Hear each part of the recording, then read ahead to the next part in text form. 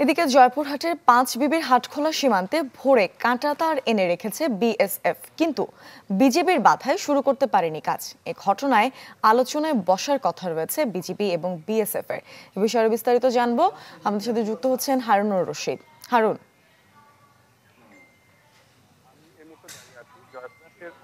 দাঁড়িয়ে আছি জয়পুরহাটের পাঁচবিবি উপজেলার হাটখোলা বিএপির পূর্ব উসনা সীমান্তে 281 নাম্বার পিলারে। তো আমি এখানে যেটি দাঁড়িয়ে আছি তার পিছনে এটি দেখেন যে আমাদের এটি হচ্ছে বাংলাদেশের সীমানা পিলার রয়েছে। এই পিলারের পাশে কিন্তু এটি হচ্ছে ভারতের। এই 281 পিলারের সাব পিলার 33, 34 এবং 35, এই যে বাঁশঝাড় যেটা আছে দেখা যাচ্ছে, এই বাঁশঝাড়ের পিছনেই কিন্তু বিএসএফ সদস্যরা আজ ভোরে কুয়াশাচ্ছন্ন যখন আকাশটা ছিল সেখানে কিন্তু তারা এসে কাঁটাতারের বেড়া দেওয়ার চেষ্টা করেছিল। তো আমাদের বাংলাদেশের বিজিবি যে সদস্যরা আছে তারা সেটিকে তার বাধার মুখে তারা কিন্তু এখন পর্যন্ত কাঁটাতারে কোনো বেড়া দিতে পারেননি। তো বিজিবির পক্ষ থেকে এলাকাবাসীকে শান্ত রাখার জন্য তারা এখানে বলেছেন, বিজিবিরা তারা সতর্ক অবস্থানে আছেন, তারা যেন এখানে কোনো এলাকাবাসী বিশৃঙ্খলা বা কোনো কিছু না করতে পারে সেজন্য তারাও কিন্তু সজাগ রয়েছেন।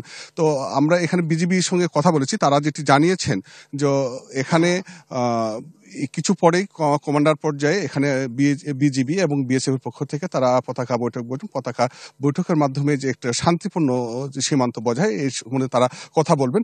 তারপরে এখানে জানা যাবে যে সীমান্ত যে এখানে বিশৃঙ্খলা এখানে এড়াতে সবকিছু যার পদক্ষেপ নিয়েছেন বিজিবি সদস্যরা, তারা আমাদেরকে আনুষ্ঠানিকভাবে সেটি জানাবেন।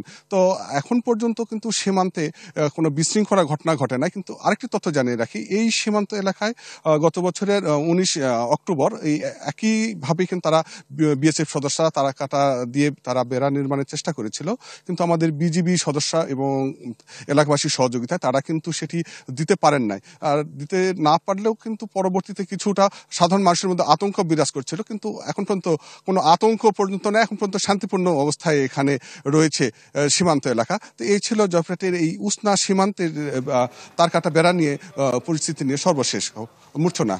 হারুন, আপনাকে ধন্যবাদ। দর্শক, জয়পুরহাট থেকে আমাদের সাথে যুক্ত হয়েছিলেন সহকর্মী হারুনুর রশিদ।